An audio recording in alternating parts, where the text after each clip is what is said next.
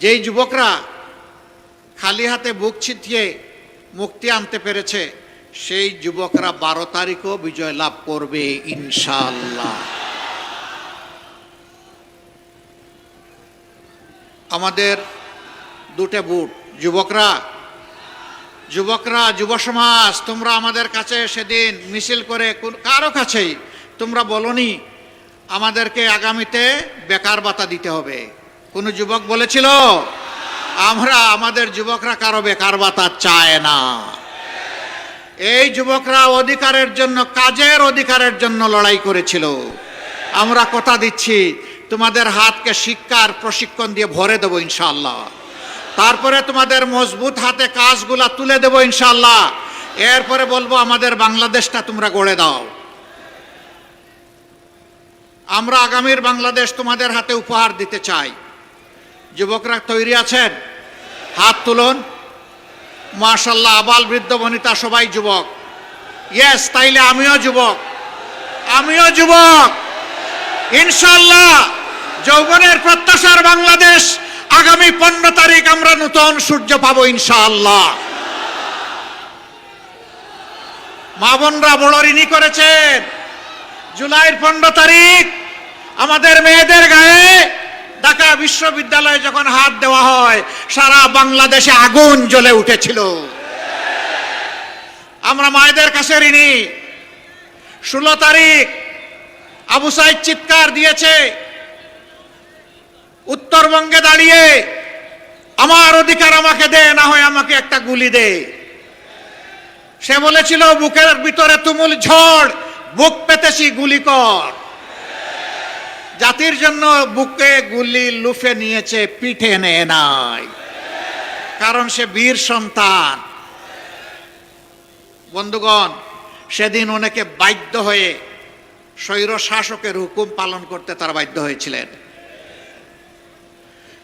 আমরা জাতিকে নিয়ে পিছনে যেতে চাই না, আমরা জাতিকে নিয়ে সামনে যেতে চাই। আমরা এমন একটি বাংলাদেশ চাই যে বাংলাদেশে শিশুটি উপযুক্ত শিক্ষা পাবে, উপযুক্ত নাগরিক হিসাবে সুস্থ হয়ে বড় হওয়ার জন্য স্বাস্থ্যসেবা পাবে, নিরাপদ রাস্তা পাবে, নিরাপদ শিক্ষা প্রতিষ্ঠান পাবে। এরপরে যখন বড় হবে হাতের মধ্যে কাজ পাবে।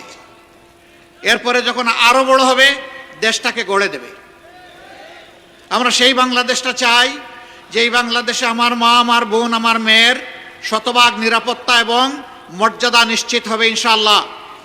এটা গড়ে, রাস্তায়, কর্মস্থলে, যেখানেই হোক সব জায়গায় একই হবে।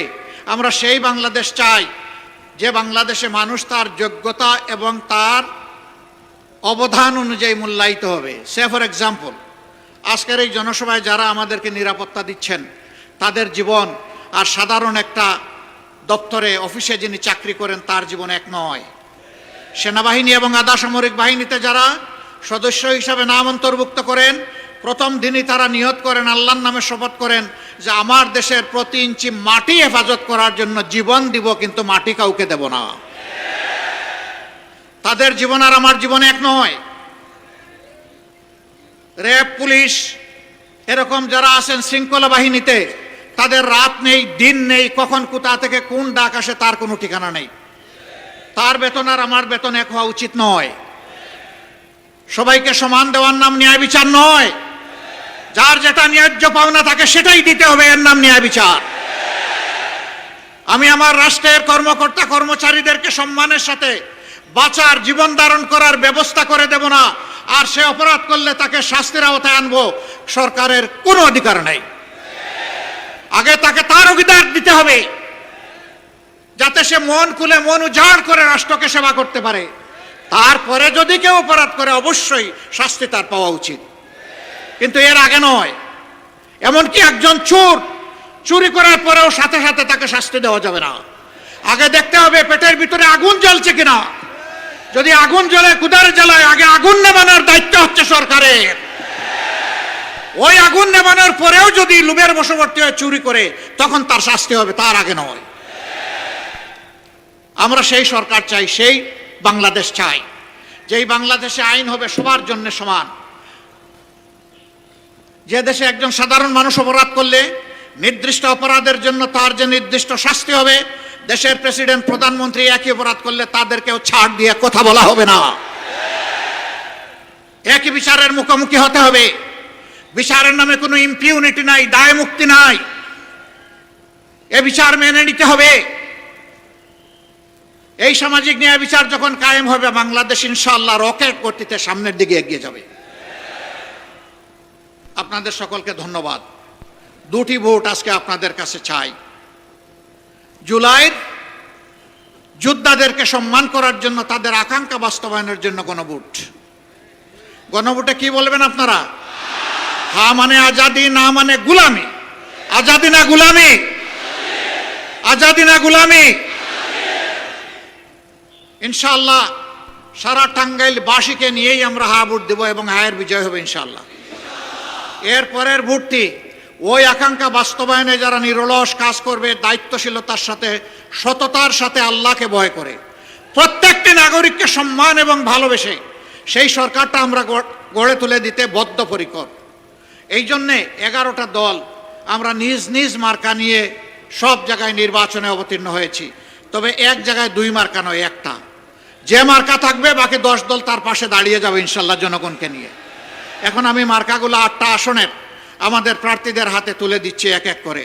টাঙ্গাইল 1 আসন, মধুপুর ধনবাড়ি, এই আসনে আমরা বাংলাদেশ জামাতে ইসলামী মনোনীত এবং 11 দল সমর্থিত প্রার্থী হিসাবে বিশিষ্ট চিকিৎসক জনাব ডাক্তার আব্দুল্লাহিল কাফি, তার হাতে ইনসাফের প্রতীক দাড়িপাল্লা তুলে দিলাম। ভাই শক্ত করে ধরো, জাতির ভার বহন করতে হবে আরো শক্ত। দোয়া করবেন, শেষমেশ একটা স্লোগান সবাইকে নিয়ে দিব ইনশাআল্লাহ।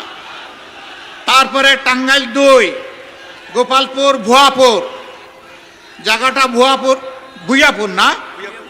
হ্যাঁ, গোপালপুর এবং ভুইয়াপুর, এই আসনে আমরা ইনসাফের প্রতীক দাড়িপাল্লা তুলে দিচ্ছি বাংলাদেশ জামাতে ইসলামীর জেলা সেক্রেটারি টাঙ্গাইলের জনাব হুমায়ুন কবির। জনাব হুমায়ুন কবির, শক্ত করে ধরেন, আরো শক্ত ইনশাআল্লাহ। এরপরে স্লোগান হবে ইনশাআল্লাহ, তৈরি হন। তারপরে টাঙ্গাইল 3 ঘাটাইল, সাইফুল্লাহ হায়দর এনসিপি, তিনি ঢাকা বিভাগীয় সাংগঠনিক সম্পাদক এনসিপির। এটা কি? এটা কি?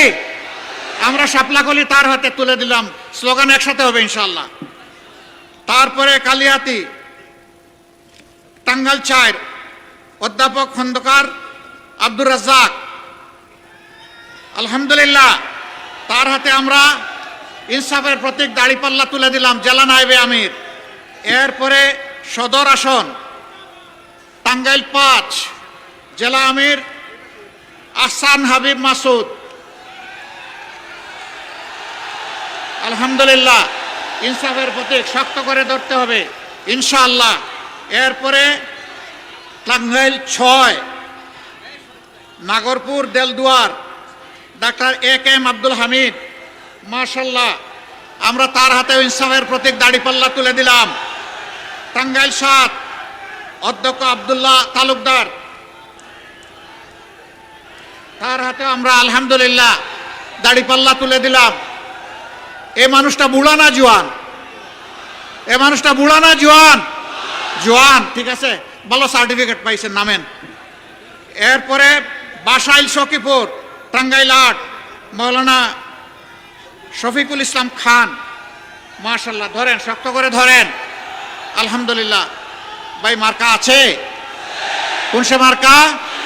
জুড়ে সুরে শাপলাকলি, আরে শাপলাকলি, এইটাও বলতে হবে ইনশাআল্লাহ।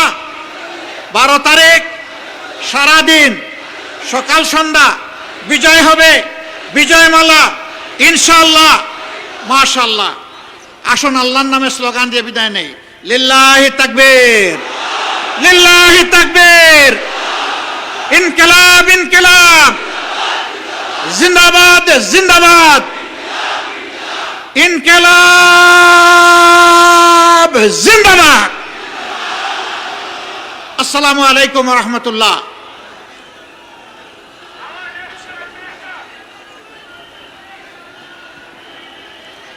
এই বক্তব্যের সাথে সাথেই আমাদের আজকের এই